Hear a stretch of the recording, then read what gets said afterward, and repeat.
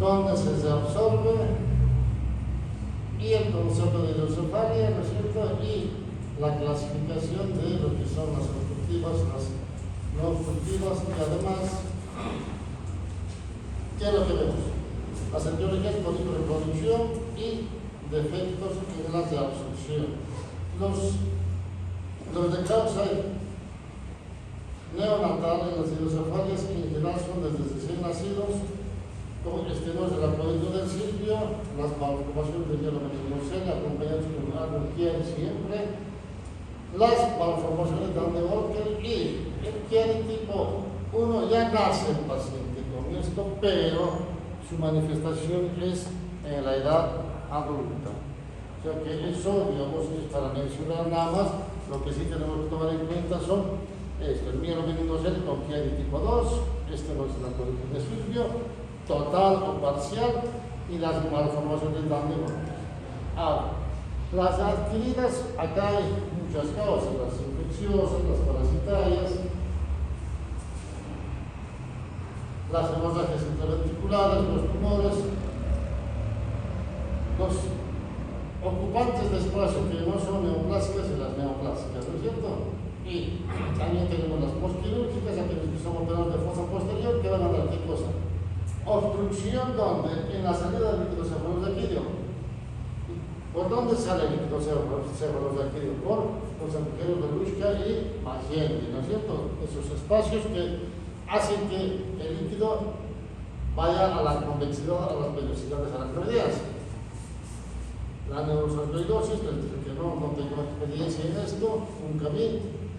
Asociación a tumores medulares, fundamentalmente los tumores medulares que están muy pegaditos al bulbo, que van a provocar alteración y obstrucción de lo que es la cisterna magna. Tenemos a las ventriculometalias que no son consideradas como tal. Y los síntomas son, fíjense ustedes, pacientes que nacen ya con macrocefalia, los papás muchas veces se descuidan. Fíjense cómo a qué extremo llegan las hidrocefalias. Y esto es real, ¿no? En algún momento van a ver ustedes esto. Es desesperante, la cabeza pesa más que todo el cuerpo, a veces pesa el doble de lo que todo el cuerpo corporal. Entonces, ¿qué vamos a ver? Aumento del perímetro cefálico, el paciente va a estar irritable, las fontanelas que son acá van a estar bombeo tensas. Va a haber diastasis de sutura, congestión venosa del cuero cabelludo, como vemos acá, ¿no es cierto? El signo de la olla de cascada, cuando se ausculta el cráneo. Va a haber parálisis del sexto par, el signo del sol naciente o el sol poniente, periodos de apnea y el paciente hace bradicardia y finalmente fallece. Son casos extremos en los adultos, a veces suele verse así, paciente con macrocefalia, a veces un cráneo normal, signos de hipertensión intracraneana. ¿Cuáles son los signos de hipertensión intracraneana? Cefalea, náuseas y vómitos. Eso fundamentalmente, ¿no es cierto? Y el paciente entonces se manifiesta como primer síntoma la cefalea. Cefalea depende de las náuseas, los vómitos, pero siempre la cefalea. Y cuando uno estudia el examen de fondo de ojo, si va acompañado de edema de papila, obviamente el paciente va a tener un deterioro progresivo de las funciones neuronales, a veces convulsiones, a veces alteración en la marcha, alteración en el lenguaje, lo mismo que cuando el paciente va avanzando en su sintomatología, vamos a ver parálisis algunos dicen del cuarto paro, pero hay un deterioro neurológico, ¿no?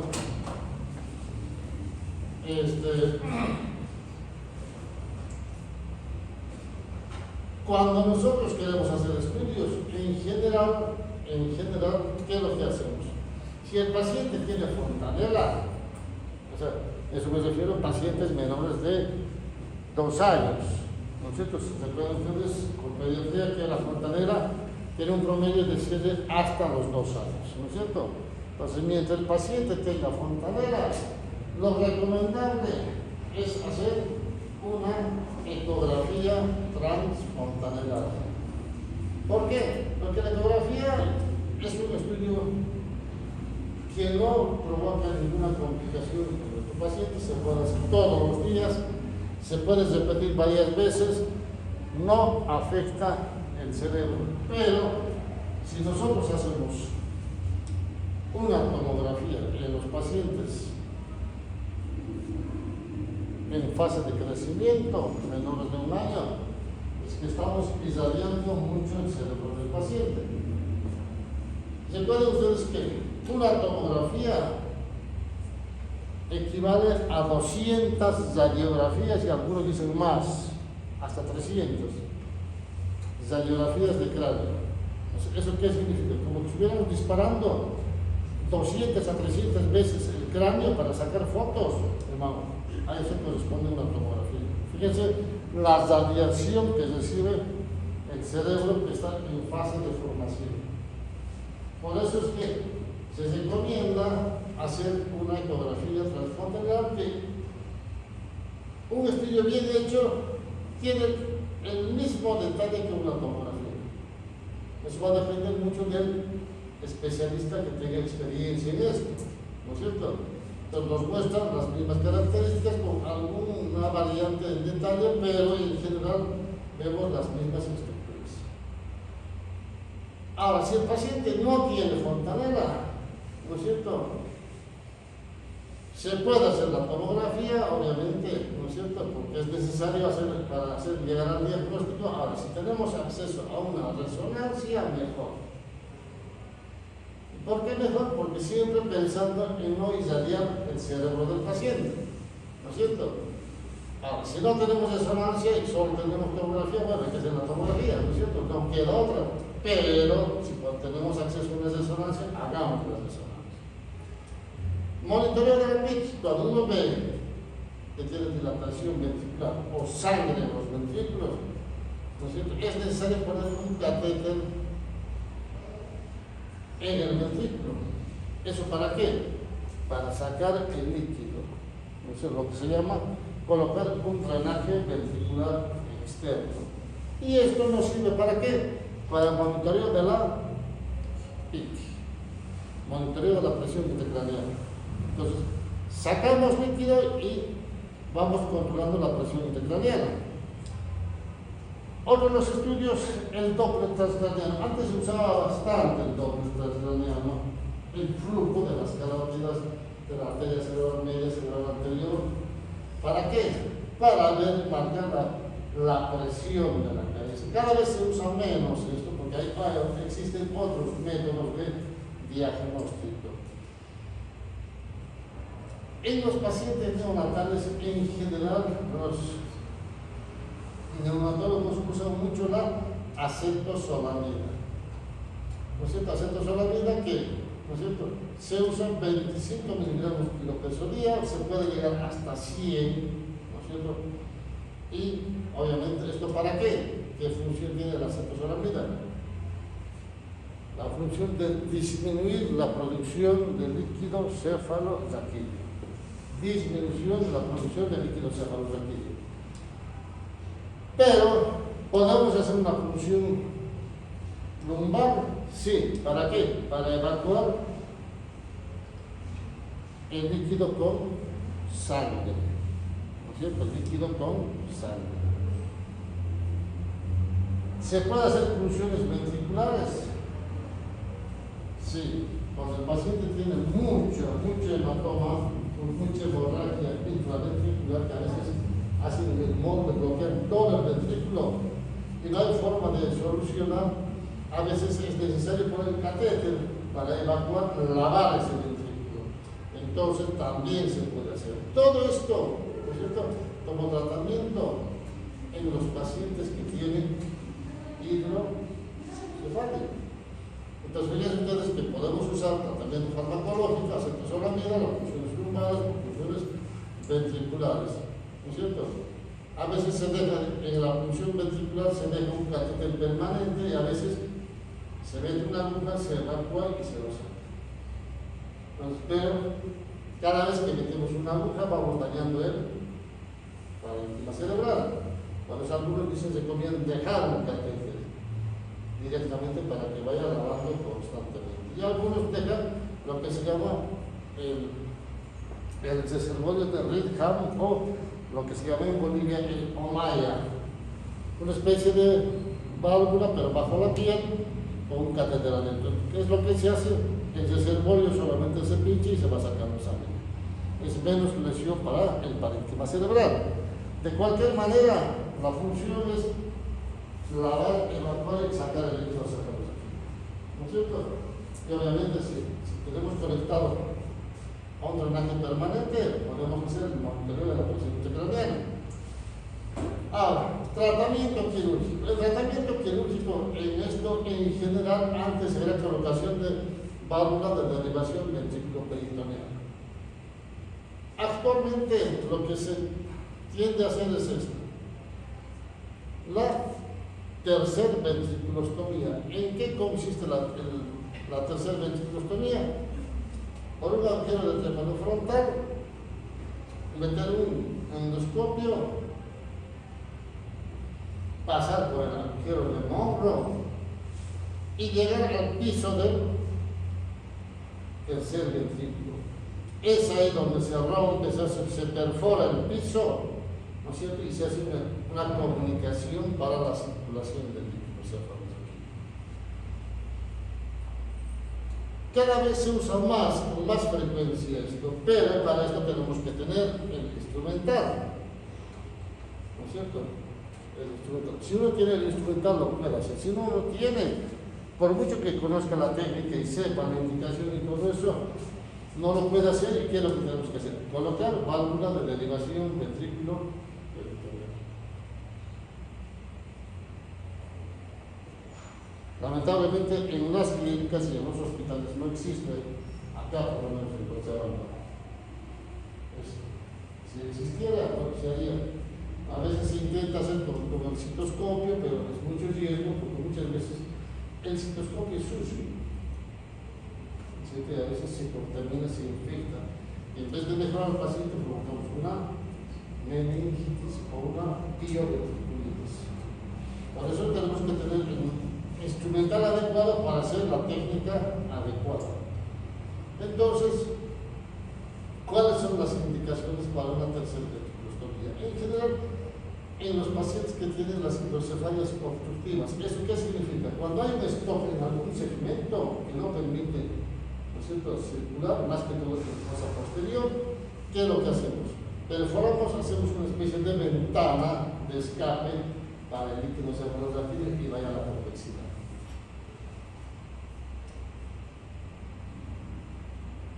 Hematomas subdurales por válvula. Cuando el cerebro está bastante apretado por mucho tiempo en la fase de crecimiento, el parénquima cerebral no crece. Entonces tenemos las famosas ventriculomegalias, ¿no? Y ponemos el catéter. ¿Qué es lo que hace el catéter? En general, las válvulas, ¿no es cierto?, cuando uno está de pie, hace una especie de sifón. Cuando alguna vez vieron las películas, o sea, en la plática, ponemos, no sé, queremos cargar de gasolina al auto y empezamos a chupar, ¿no es cierto? Y vemos que chorrea o en un balde y vamos para que baje, más o menos. Tiene esa función. A pesar de tener la presión adecuada, cuando uno está de pie, ¿no es cierto?, el paciente que tiene la válvula siempre a veces drena un poco de más. Por eso, digamos, no todas las válvulas son, digamos, de presión exacta. Si bien están controladas, a veces drenan más de lo normal. Drenan más cuando está uno de pie, de cúbito, digamos, de pie, y cuando está en el cúbito dorsal, cuando duerme, drena menos. De cualquier manera, muchas veces cuando el cerebro no expande rápidamente, provocamos los hematomas subdurales. Entonces, ¿qué hacemos? Hacemos la tercera ventriculostomía. La tercera ventriculostomía, ¿qué hace? Drena fisiológicamente como tiene que drenar. Entonces, evitamos hacer esto. El paciente se expande, empieza a crecer, si quiere, ¿no es cierto? Y evitamos los subdurales, porque si nosotros ponemos una válvula y provocamos subdurales, hay que volver a operar para sacar el subdural, es un problema. Y es una complicación de la cirugía. Entonces, por eso es que a veces cuando pasa este tipo de cosas, se debe hacer una tercera ventriculotomía. Puede ser utilizado en el sistema de los ventrículos en hendidura. ¿Esto por qué? Porque como uno tiene la válvula, va creciendo el cerebro, porque se va a disminuir el volumen de los ventrículos y se va colapsando. Tenemos los ventrículos colapsados y tenemos el catéter adentro. En principio los pacientes andan bien, no, pero llega un momento en que el paciente se queja de cefalea. Y en los pacientes vieron que los ventrículos estaban colapsados, llamados ventrículos en hendidura. Pues para evitar esto, ¿no es cierto?, también se dilata los ventrículos, obviamente tiene que estar internado el paciente, ¿no es cierto?, buscar el espacio que se abre el agujero de morro para llegar al piso del tercer ventrículo y se perfora. ¿Para qué? Para que haya una circulación fisiológica normal. Pues fíjense ustedes, todas esas son las indicaciones para una tercera ventriculostomía. ¿Cuáles son las contraindicaciones? En las hidrocefalias comunicantes. En esas no tendríamos que hacer porque no está alterada la circulación. ¿Cuáles son las complicaciones de esta arteria? Fíjense ustedes. Daño hipotalámico. Se daña si no sabemos la anatomía correcta. Vamos a dañar el hipotálamo y cuando hay daño del hipotálamo el paciente va a tener una serie de complicaciones. ¿Qué funciones tiene el hipotálamo?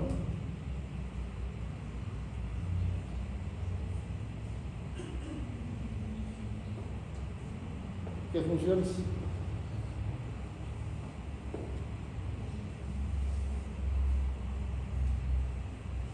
Dos, tres cositas se llaman, de varias funciones. Va de la mano con el sistema límbico. ¿Cómo? Va de la mano con el sistema límbico. La escuché. Va de la mano con el sistema límbico. Sí, pero ¿cuál es su función?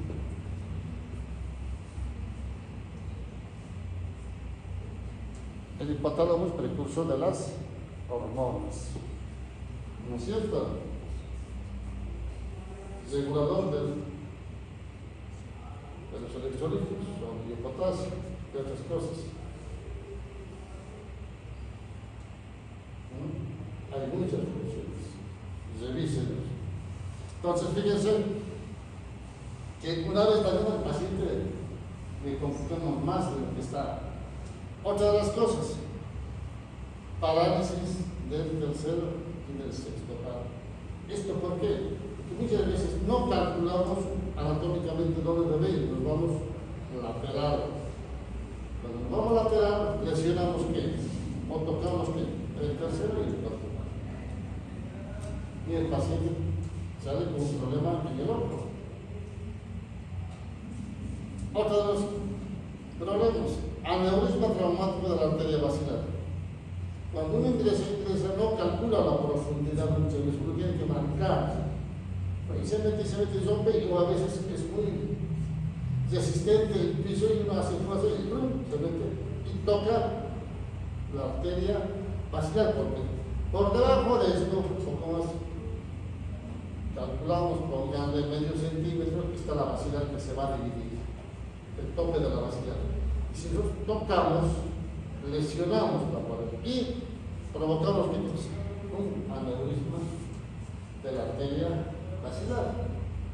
¿Complicación de qué? De la tercera ventriculostomía. Y a veces esto.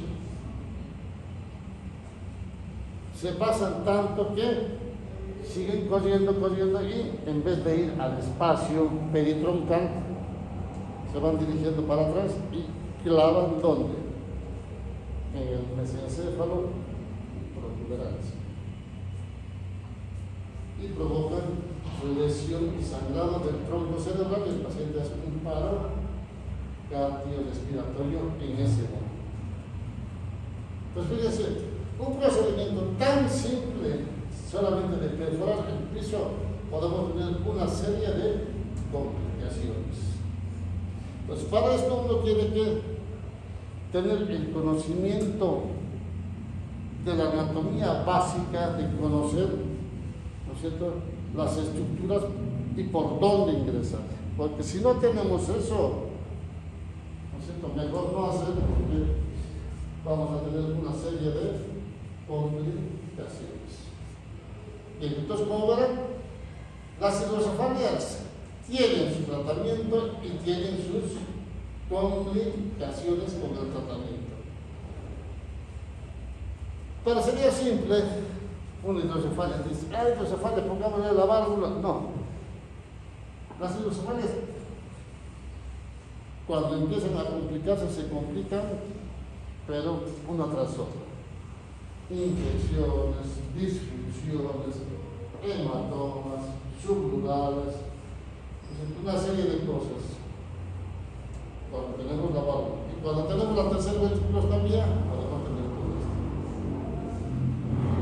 Bien.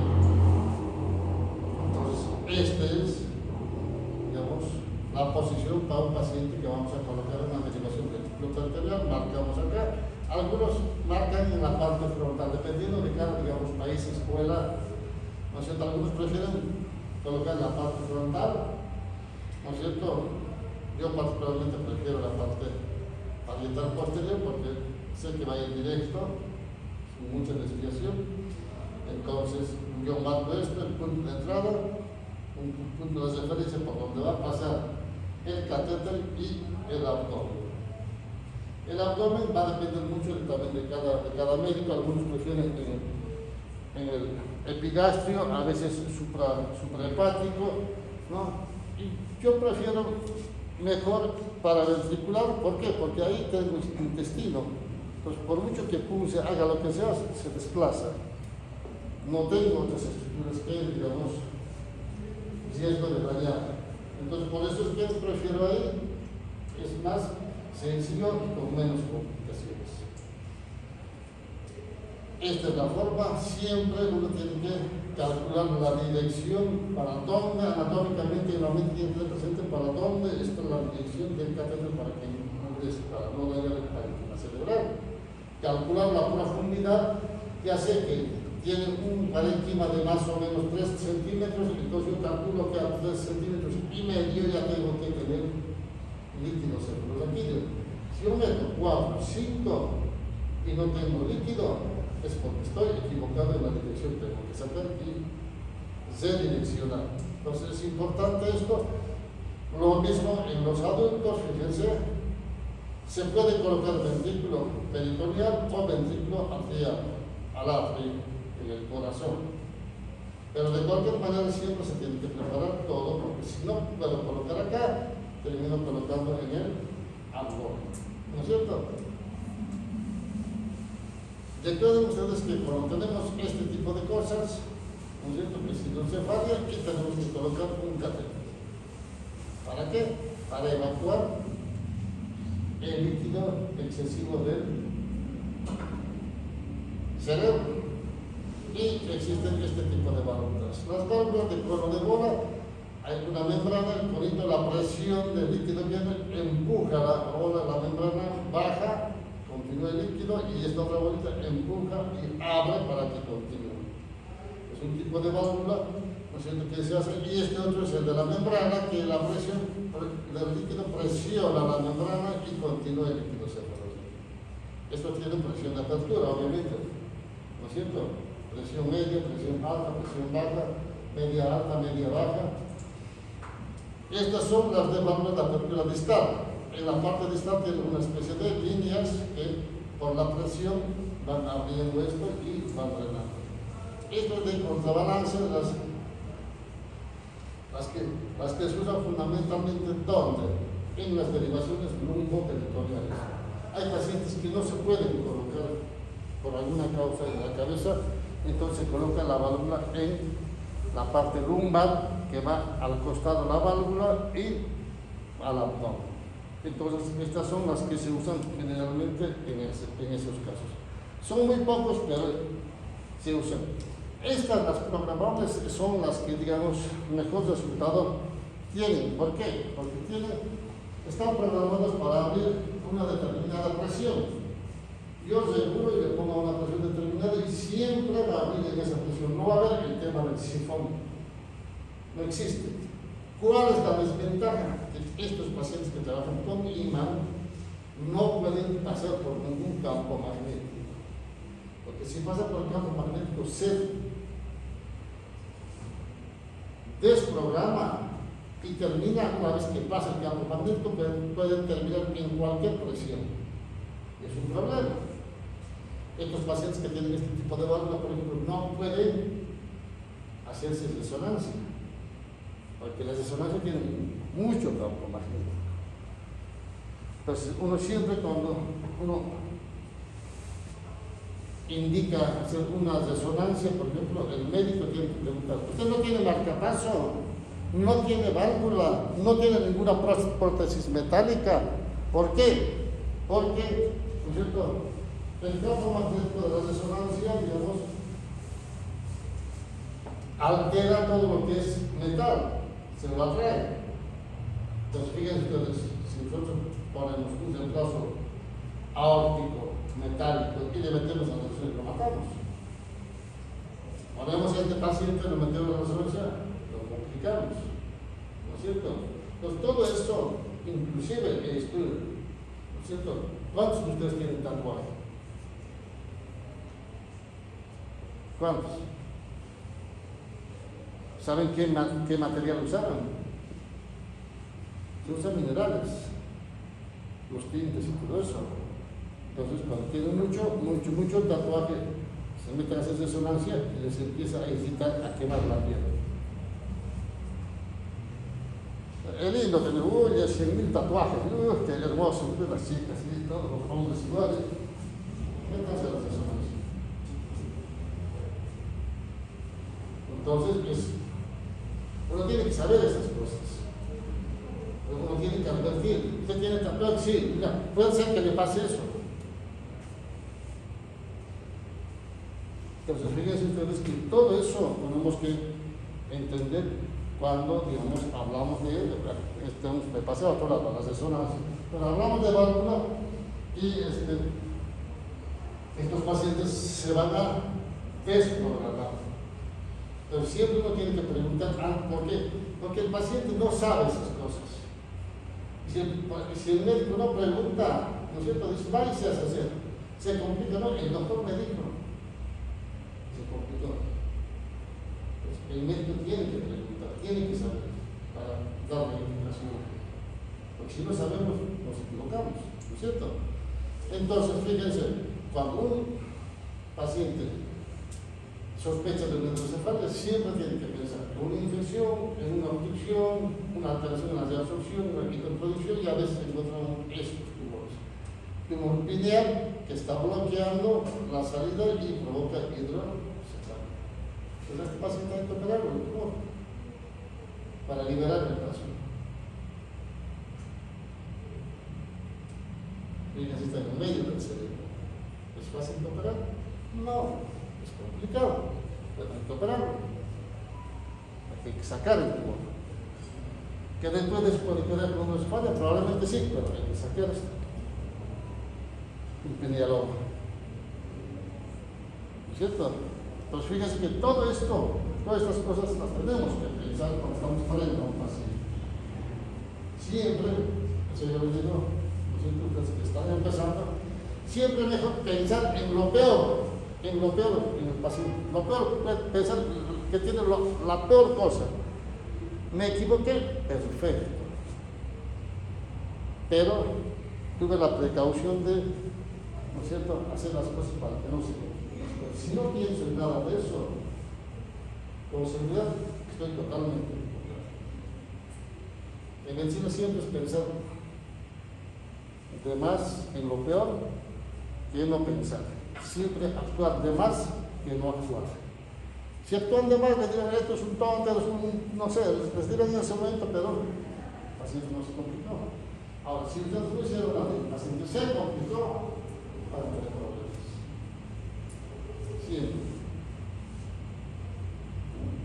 Bueno, entonces, ya vimos este pacientito, fíjense ustedes, un paciente que nació con hidrocefalia. Acá tiene un poquito de manto cortical, si nosotros vemos un poquito más arriba, estamos viendo, digamos, ya tiene la válvula, aún así sigue teniendo esto, y fíjense, no hay cerebro. Entonces, este paciente, cuando hay apenas un pequeño manto cortical y al otro lado, se llama hidranencefalia, que no tiene cerebro. No le va a crecer más, por mucho que le pongamos la válvula. Son pacientes de mal pronóstico, hidranencefalia. Pero para esto tenemos que hacer los estudios, ecografía, tomografía, etcétera, etcétera, etcétera. ¿El paciente va a estar despierto, vivo? Sí. ¿Por qué? Porque tiene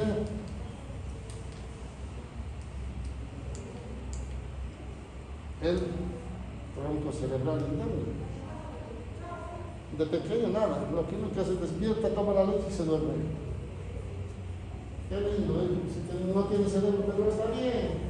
Sí, un año, 2 años sigue estando igual, 3, 4 años sigue estando igual. Y se duerme por complicaciones. Entonces tenemos que ver todas estas cosas cuando estamos teniendo un paciente pediátrico, ¿no es cierto? Bueno, con eso terminamos y recuerden esto. Una hidrocefalia tiene signos de hipertensión intracraneal. ¿Alguna pregunta, jóvenes? Nada. Ya ves. ¿Quieren continuar otro tema? Introducción. Un poquito para estimular la mente.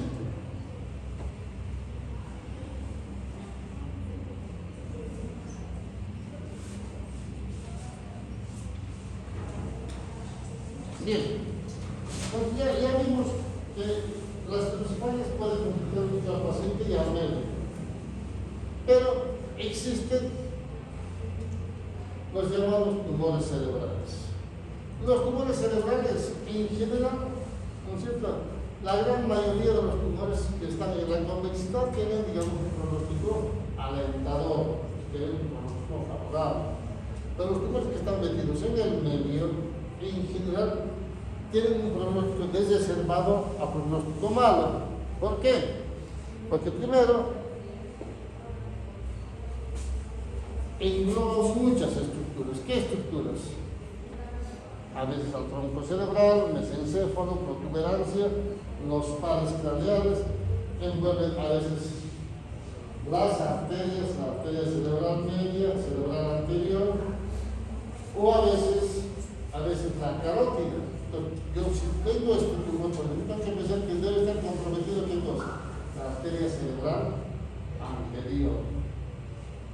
Pues yo tengo que pensar y estudiar así todos los estudios para ver dónde están las arterias, qué es lo que debo hacer para proteger, para no lesionar esas arterias. Tengo que buscar, si es basal, tengo que buscar por dónde están los pares craneales, tengo que saber anatomía básica, digamos, por dónde salen y cómo puede estar desplazado o comprometido en el medio del tumor estas estructuras, ¿no es cierto?, para un poco marcar pronóstico. Y de acuerdo a eso, decirle a la familia, tiene tal cosa, comprometida la carótida, comprometido el par craneal, está en el tronco cerebral, hay que operarlo, pero hay riesgo de que se complique y pueda fallecer en quirófano o después del quirófano. Es mejor siempre hablar claro con el familiar que esté enterado. A que le diga, no pasa nada, sacamos y el paciente se complicó. O, como un colega me dice, entran o pueden sacar 2 cositas y el paciente sale bien, dice, está todo bien, pero no sacaron nada. ¿Cierto? Para eso siempre decimos, vamos a entrar con una biopsia y nada más. Siempre hay que ser claros en eso. Para decir que vamos a tomar una biopsia, entramos, sacamos un pedazo para analizar qué es y no complicamos el resto. Pero bueno, Dentro de la clasificación topográfica de los tumores tenemos aquellos que van a estar en el parénquima cerebral, lo que se llama supratentorial. ¿Por qué supratentorial? Por la tienda del cerebro, el tentorio que se llama. Todo lo que está por encima del tentorio se llama supratentorial y todo lo que está por debajo se llama infratentorial. Pero a veces hay tumores que están metidos acá, justo en el medio, y una mitad está abajo y la otra mitad está arriba. Las llamadas, ¿no es cierto?, tumores compartidos en ambas regiones. Entonces podemos tener desde tumores, digamos, quísticos, tumores sólidos, tumores malignos, tumores benignos. Entonces recuerden ustedes que cuando hablamos de tumor, ¿no es cierto?, se llama tumor a toda estructura,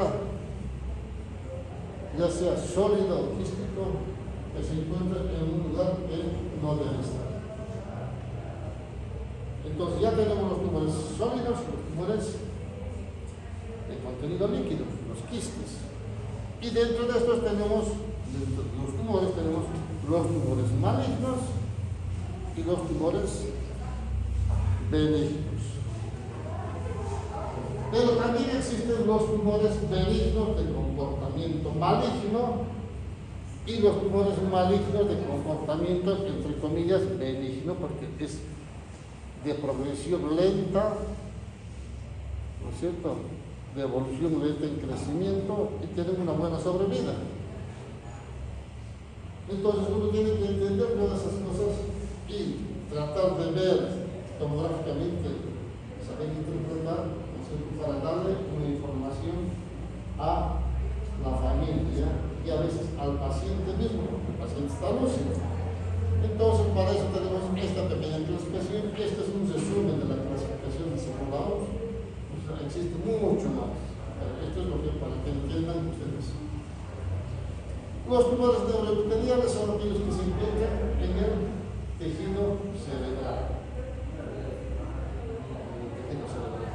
Tenemos a los tumores de la meninge, ¿no es cierto?, los que nacen de las meninges del cerebro, los famosos meningiomas, ¿no es cierto?, los meningiomas.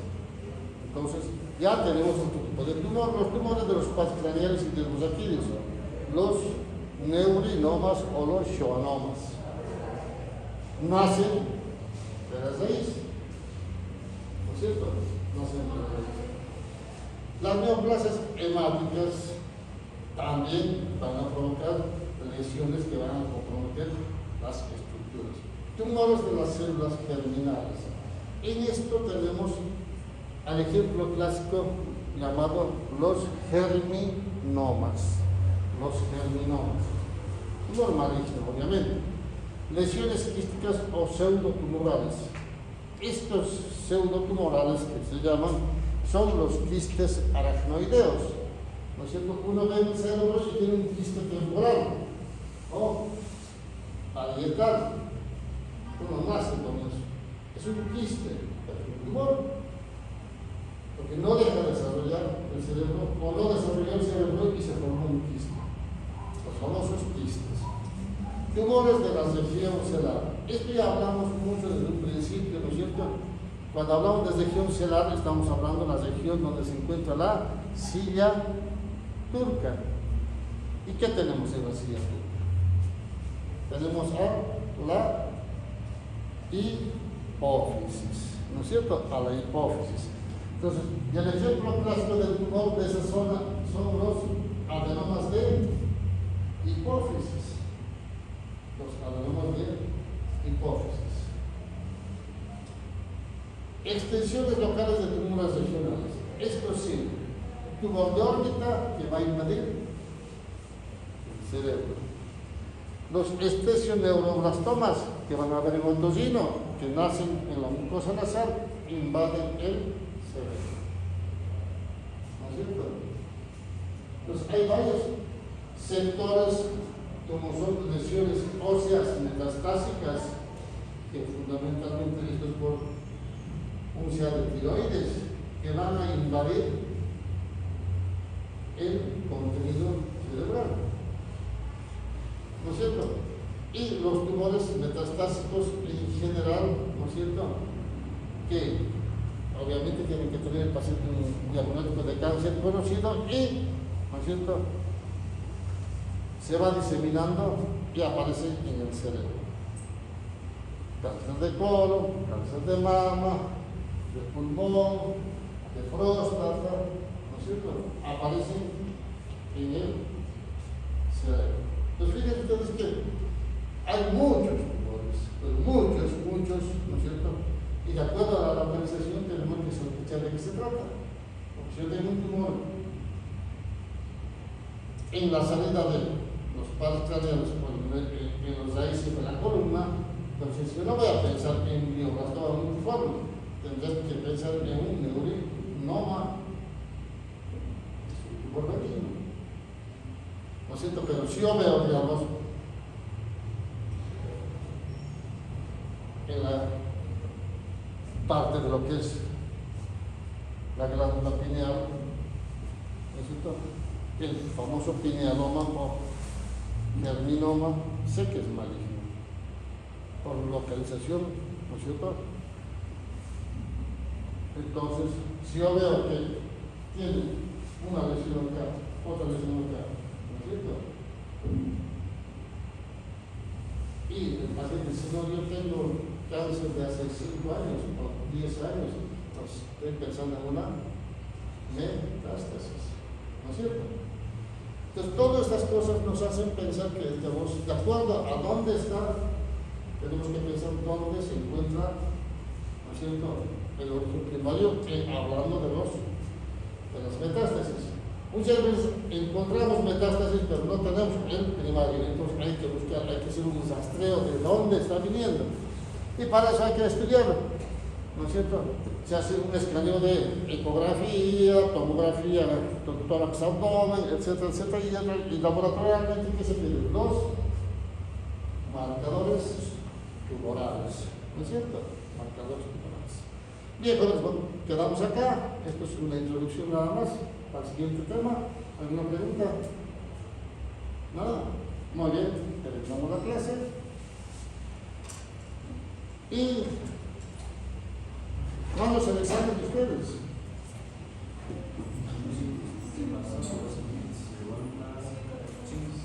¿Se falta mucho o más o menos? Falta poco.